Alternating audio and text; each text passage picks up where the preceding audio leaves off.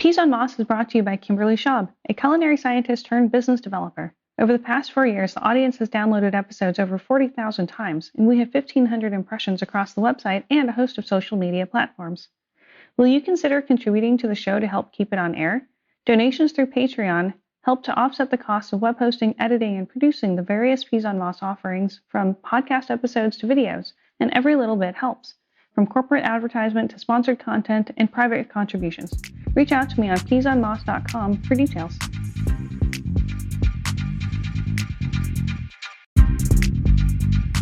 Hi everyone, welcome to a new episode of the Peas on Moss podcast. Vaughn Tan is a consultant professor and author based in London, though our podcast was recorded with him sitting in a friend's family home in the French countryside. A researcher who worked for Google prior to moving to the University College London's School of Management, Vaughn and I met when he was observing the cooking lab team, and we were completing the Modernist Cuisine at Home cookbook. In 2020, Vaughn published The Uncertainty Mindset and produced a playing card-sized deck of productive discomfort activities that you can use as prompts to help break you out of your comfort zone. In spring 2021, Vaughn and I hosted a live conversation with several Peas on Moss fans about his research, and he took questions from the attendees, so you can hear a portion of his presentation, plus a few questions from the audience. Enjoy this excerpt from our interview and go to YouTube to find the rest. Just search for Peas on Moss.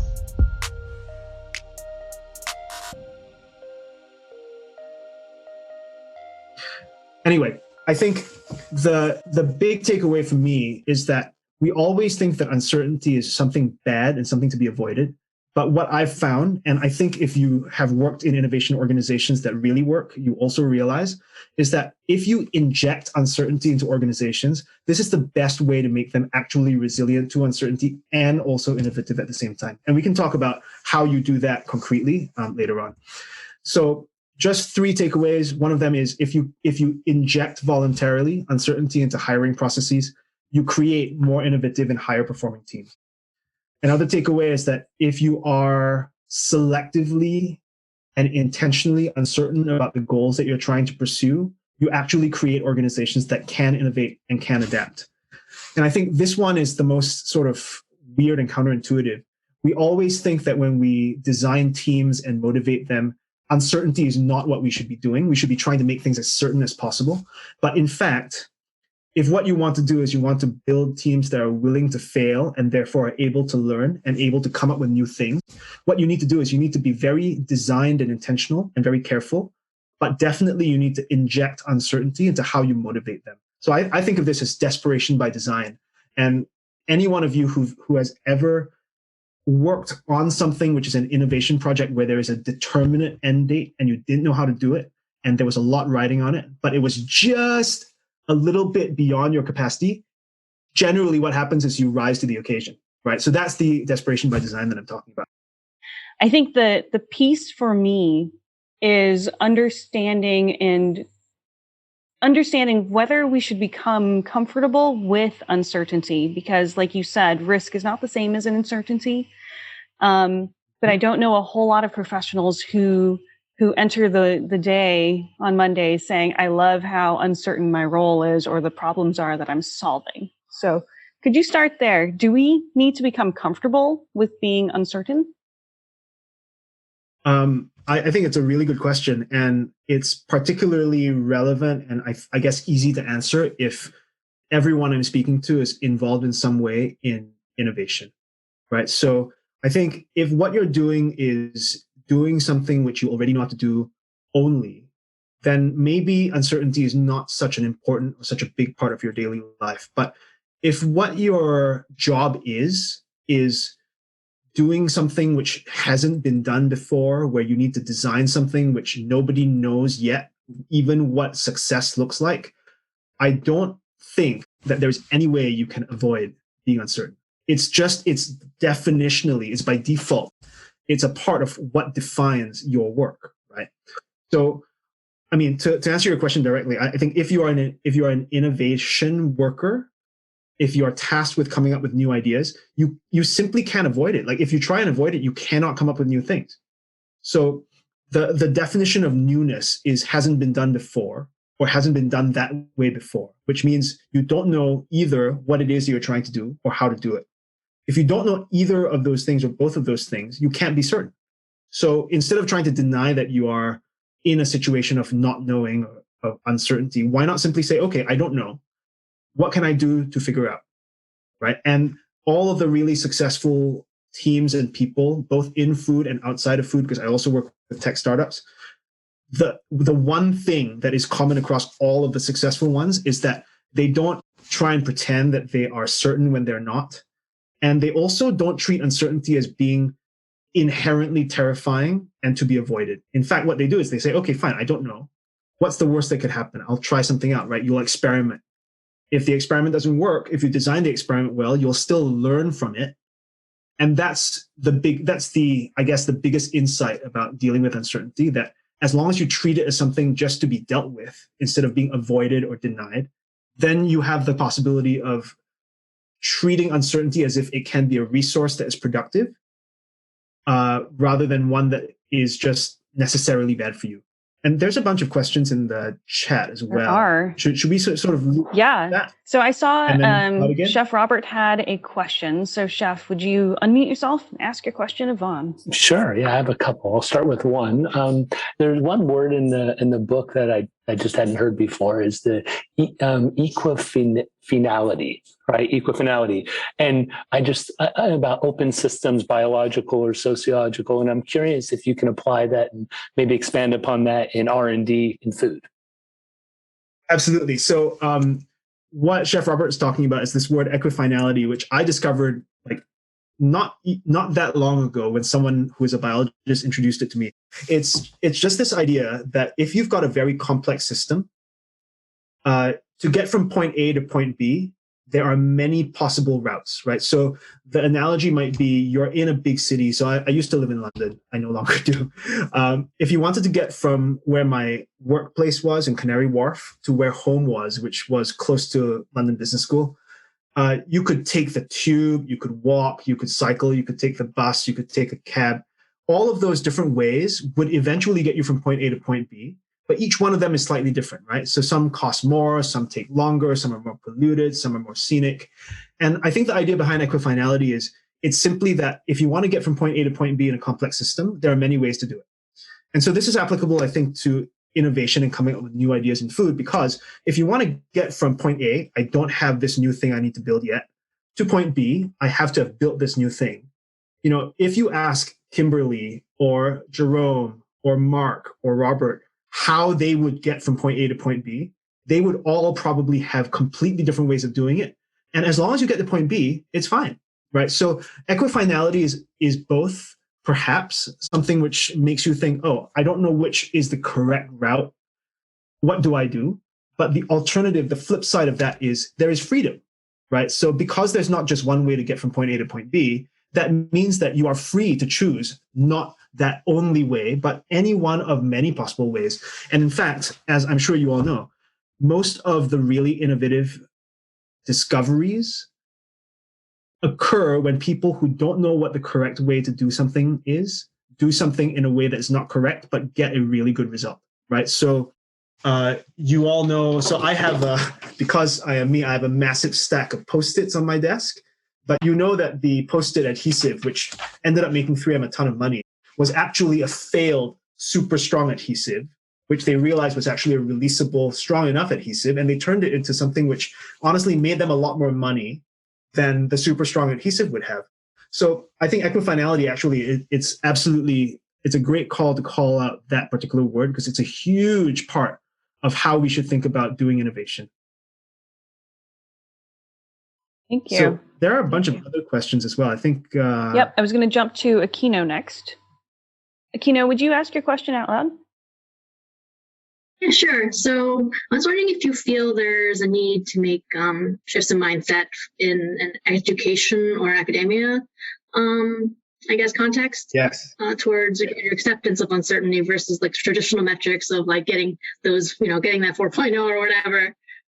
And how is that contributing to maybe a lack of or, thereof of innovation, I guess? So, totally. So I think the thing which maybe I didn't mention, I think Kimberly didn't mention, is I'm currently still teaching. So I'm a professional teacher, right? So I teach at University College in London, and I have undergraduates, I have graduate students as well.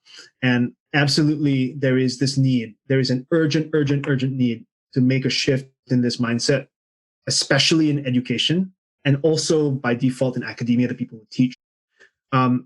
Because exactly to what you point out, the idea that everyone needs to fit within not just a traditional, but a single metric or framework for defining success means that you no longer give people the ability to reveal that they are good in ways that are not conventional, not that single path, right? And I think that there is obviously that kind of, if you don't give people a chance to show that they're good in unconventional ways, then the people who are unconventional don't get to succeed, which is bad. But I think the bigger and more prevalent and maybe even more insidious problem is that even the people who are successful in conventional ways are no longer being prepared for a world where just being able to check all the boxes is enough to guarantee your success. So I teach, like I said, undergraduates who are supposedly, it's very selective, whatever that means, to get in. I also teach even PhD students, and they are so unwilling. In fact, they're not just unwilling, they're unable to think about how to deal with a situation where there is not just one correct answer. And the moment you've left school and you're working in like any kind of work environment, you know that there's not a single correct answer that someone's going to tell you. And in fact, if you're in innovation work, you know that sometimes nobody knows what the correct answer is, right? So if you're paralyzed by the inability to know that there is a correct answer that someone can tell you about, like, what can you do? So frankly, many of the students that I've been teaching now at UCL for like 7 years. Almost all, I would say like well over 95% of the students I've taught, honestly, in a world where things are increasingly uncertain, as we can see outside, they're fucked. They're totally fucked. And these are the ones who are supposedly the ones who are good at checking all the boxes, right? So for them, they're fucked in one way. And then for the other people who are just not very good at checking all the boxes, they're excluded from conventional measures of success. And that's equally bad. But so yes, absolutely, I think it's essential. And how can we do it? Let me run and grab one thing. I've been experimenting with stuff. Yes, Aquino, I did not actually give a very good intro of Vaughn. He is a professor. And I actually kind of like that you just jumped him with a kind of an indictment of the academic setting. I have a question for the professors in the room, and you know who you are. So I'll grab you all in a second. Okay, back to you, Vaughn. Yeah, so I think one of the things that I've been thinking about is, and this actually goes towards something which I talk about in the book, which is this idea of progressively overloading yourself with uncertainty so that you can learn how to deal with it and be in it without freaking out, right? And if you are an innovation chef or you work in innovation, you know that if you had just started out like at the very beginning of your career with the kind of uncertainty that you have to deal with as someone who is now seasoned and matured, you would have maybe freaked out, and you had to gradually get mentored and trained up yourself to do it. So I've been thinking about what kinds of activities and games you can do as just yourself, or you can have people facilitate you to doing. And one of the first experiments with this is this thing. It's called IDK. I don't know. And if any of you know about a tool called the oblique strategies, it's a thing by Brian Eno and a collaborator whose name I'm momentarily forgetting. Peter, it's not Schwartz, it's something else. But Brian Eno had a deck of cards with instructions on them. They were very ambiguous instructions. And it was a tool for when he was stuck. He was at a creative impasse. Like he didn't know how to resolve something in composition or production or something. And he would just take that stack of cards and pull out one card and follow the instruction on it. And the instruction would be something like turn it green or invert it or go for a walk or something. And often it wouldn't work, but sometimes it would.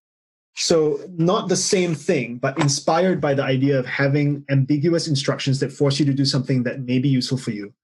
IDK is just a stack of cards that each one of which has an instruction on the back to make you do something which makes you a little bit uncomfortable in a way that teaches you how to deal with a situation where you don't know. what's going on or how to be in that situation. And it's built on a few principles which came out of the research. One of them is it has to be self-committed. So you can't be forced to do it by someone else. You have to choose to do it yourself. Another one is that the experience of uncertainty has to be designed around learning. So you have to design it so that even if the experiment doesn't work, you learn something from it. It has to be progressive so that you cannot start with the most uncertainty. You have to start slowly and gradually build up. And there has to be spaced repetition, right? So you have to do something, get it through, and then don't stop, do it again, but a little bit more, and then do it again a little bit more. So this is the first prototype. But I have a bunch of other teaching tools and things which I've been thinking about and working on, and I want to see whether this one works first. So absolutely, I think education needs something. We don't know what that is yet. We got to try it out, see what happens.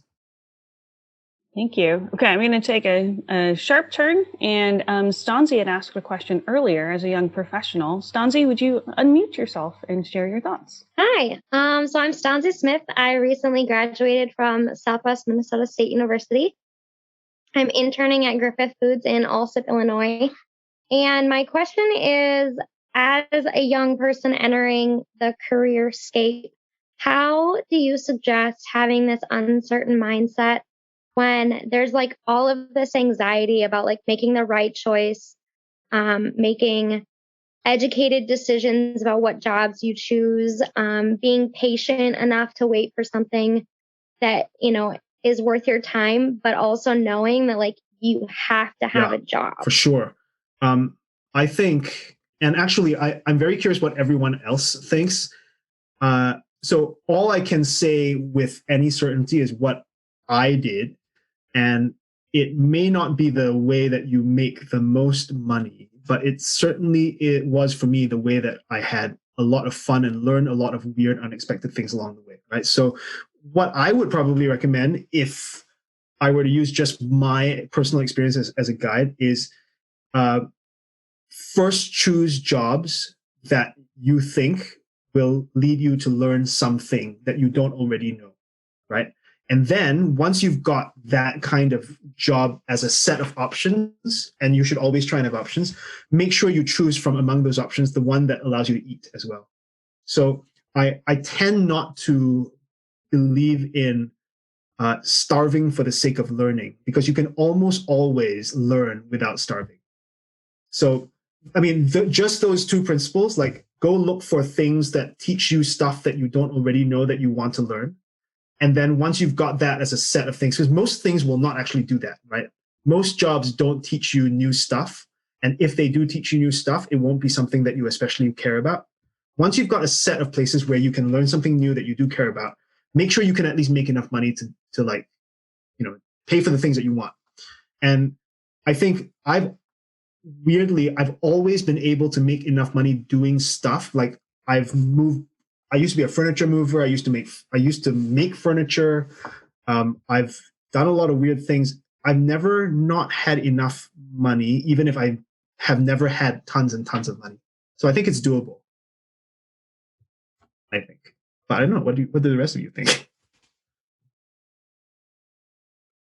Yeah. Anyone have a burning example to share? I think actually Jack's question ties into your answer, Vaughn. Jack, do you want to ask your question / answer this one? I actually have a good example. I was a high-tech guy, worked at Microsoft for many years, and I went to barbecue summer camp in the Meat Sciences Department of Texas A&M. And now I own 4 barbecue restaurants, and that's what I do for a living. Amazing. So I definitely had the perfect midlife crisis, and now I'm having a lot of fun. We do very old school Central Texas style barbecue that's written about in modernist cuisine. There's a whole chapter on smoking, the science behind it. And I quote that book all the time to people, and I'm explaining how the invisible gases off of a clean burning fire that have the flavor, for the meat and all that. But what I'm interested now, because I have 3 pillars for my company. It's authenticity, which is the food. It's Southern hospitality, which is the service. And I have a third one called experience. it's about, keeping, for me, it was initially about like just keeping the parking lot clean and stuff like that. The music at the right level, the lighting at the right level.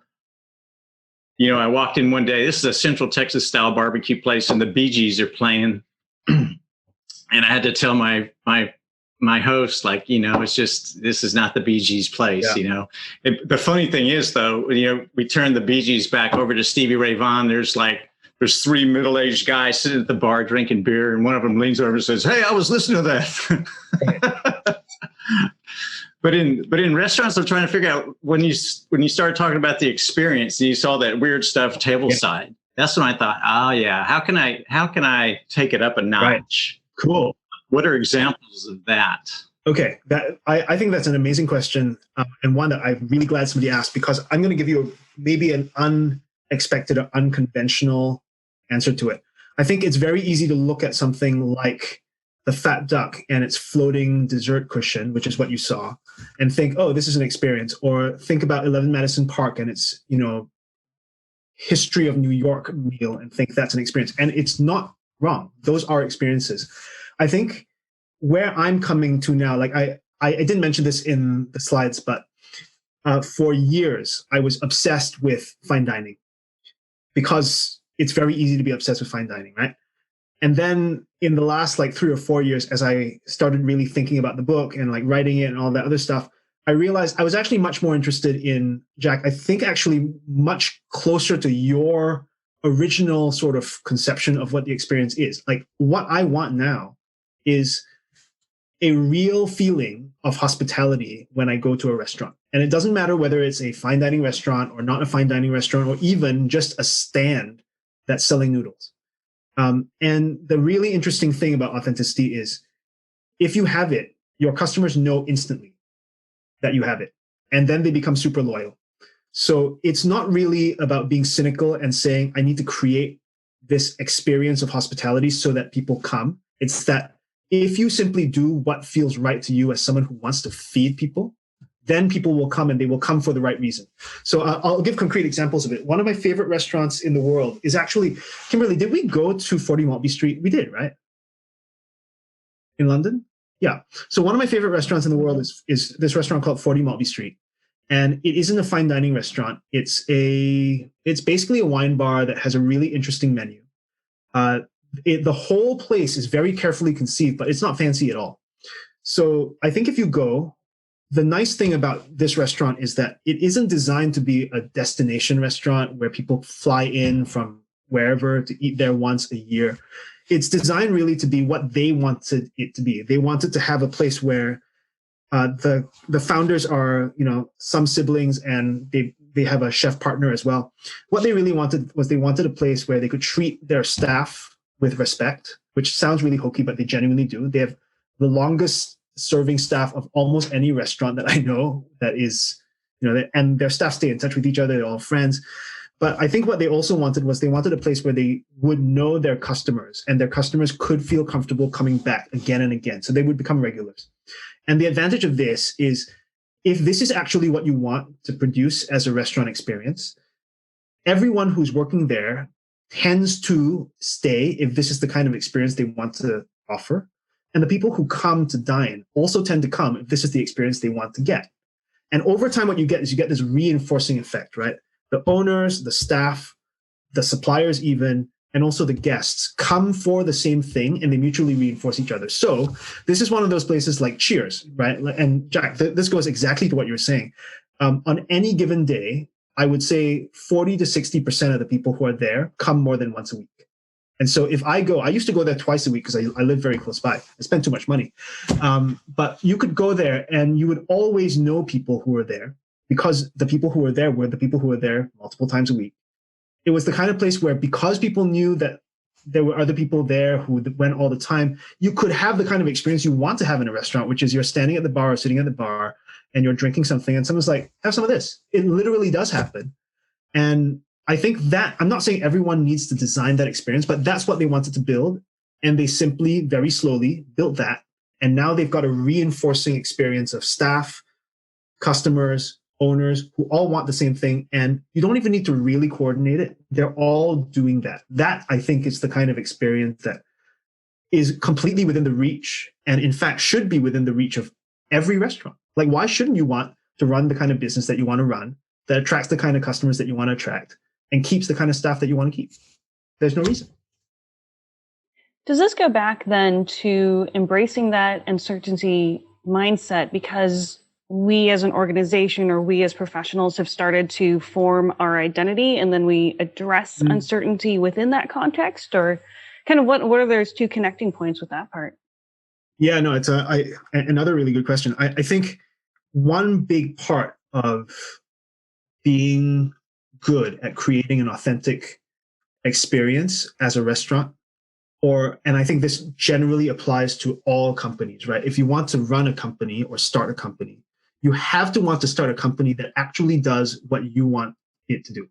And if you're an evil person, then that'll be an evil company, but at least it's consistent with you. But generally, if you're in hospitality, what you're really trying to do is you're trying to be hospitable, right? You're trying to be generous and feed people something which you want them to love eating. You want them to enjoy. So I think knowing a big part of being able to deal with uncertainty is knowing what you want to achieve. So this goes to, by the way, to the open-ended goals that I talked about, the goals that incorporate uncertainty. I think a big part of knowing how to build an organization that is robust in this way is you have to know what it means to want what you want, right? So you have to be able to articulate to yourself, or at least recognize when you are doing something which is working and something which is not, which is a lot of honesty. You always know when something's not working. You often just are unable or unwilling to admit it to yourself. Now, once you know that, the other really important thing is you have to be willing to know what it is that you're willing to give up to get what you want. Now, once you know that, you can deal with a lot of unknowns. You may know what you are trying to achieve. You may know what you're willing to give up, but you have no idea how to get there. But that's the kind of uncertainty you can deal with. The kind of uncertainty you cannot deal with is when you don't really know or are unwilling to tell yourself what it is that you're trying to achieve and what you're willing to give up to get it. Right? So all good organizations, whether they're restaurants or technology companies that are 50,000 people, the ones that work are the ones that really know what they're for and what they're willing to give up to get what they're for. Because if they know those things, they can just navigate all the other uncertainties. This is what Amazon, for all of its sins, is exactly like this. It knows exactly what it's trying to do. It definitely knows what it's willing to give up to do that. We don't have to agree. And as a result, they build all of these crazy products that manage to do what they're trying to do and trade off whatever they're willing to trade off. And they're a very successful company as a result. But you don't have to be Amazon. You can be a, 25-seat restaurant or 10-seat restaurant and still do the same thing. So the biggest takeaway is that when you're thinking about explaining to leadership, people who own your budget, about innovation and why it's so hard, I think the biggest thing is to impress on them that you are in the business of navigating through uncertainty, not of risk, right? So if you're in a risk management situation, what you try and do is you try and figure out what the risk likelihoods are for any given outcome, and you optimize by choosing the path that gives you the best result and expectation. This is what all finance people will force you to do. This is what people who come out of the finance function and lead will force you to do. But if you simply tell them, innovation is not about predictable outcomes and probability. It's about trying to do something which you don't know how to do yet. And most of the time, not just don't know how to do yet, you don't even know where you're trying to go yet. This is not a risk calculation, right? So you got to think about it, leader, in a different way. That way is thinking about how you manage through the uncertainty to come out the other side. And I guess the summary of that is, if you want to know more about that, it's in the book. So you can go take a look. It's also in the newsletter. I actually write about it all in the newsletter, so you don't have to buy the book. I don't like pushing people to do that. The newsletter is completely free. And actually, there's a website where I've kind of like abstracted a lot of the key themes. So you can just go to that and you can navigate through that. And I'll maybe through Kimberly, I'll send out a link to that right after. Yeah, absolutely. I'll reach out to you all and share that book information. I would encourage you to buy the book. It's not expensive and it's a really good read. I've really enjoyed it. Jeff Roberts ahead of me as far as reading it multiple times, but absolutely worth it. I keep coming up with mind-blowing ideas to send to my boss, which I'm sure he loves. The other thing I will say, and I, those who have to jump off at the top of the hour, please don't feel obligated to stay. But I'm going to hog your time rudely. I think as a food business leader, it's incumbent on us to create safety for your team to fail, so that that our shoulders are big enough to be able to handle this, to handle the company's blowback, to handle our clients' blowback, and to allow for the iterative process to be true to its process, which is fail fast, right? And all of those other components that have to happen, because we have to eliminate options in that experimental design. And creating safety is a whole different conversation that we'll capture another hour from you, Vaughn, on another day. But I think that needs to be said when we're talking about failure and failure modes, is understanding that in order to have a team feel safe to fail, you have to have the team feel safe. Totally. Yeah. And if anyone's interested in some really interesting stuff about what happens to teams when they feel safe, my advisor, who's an amazing person, Amy Edmondson, is probably the originator of the whole stream of research about what happens to teams and people in terms of how effective they are at doing things when they feel psychologically safe, right? So psychological safety, as Kimberly's pointing out, is not just the safety to fail, but also the feeling of being safe to say when people think that something is not being done correctly, when something could be done better, when things are not fair, all those things which help teams eventually work better, which are very uncomfortable. Psychological safety is about making people feel okay about dealing with the discomfort of saying those things, right? So again, it's about productive discomfort and building an environment where this is possible, rather than right now. I don't know how you feel about the teams that you all either work on or lead or are part of. It's actually incredibly rare to find teams that feel like psychologically safe places. And it's only when you feel psychologically safe that you can deal with the uncertainty that you need to deal with to do the work that you're trying to do, which is to come up with new things, which is uncomfortable enough to begin with.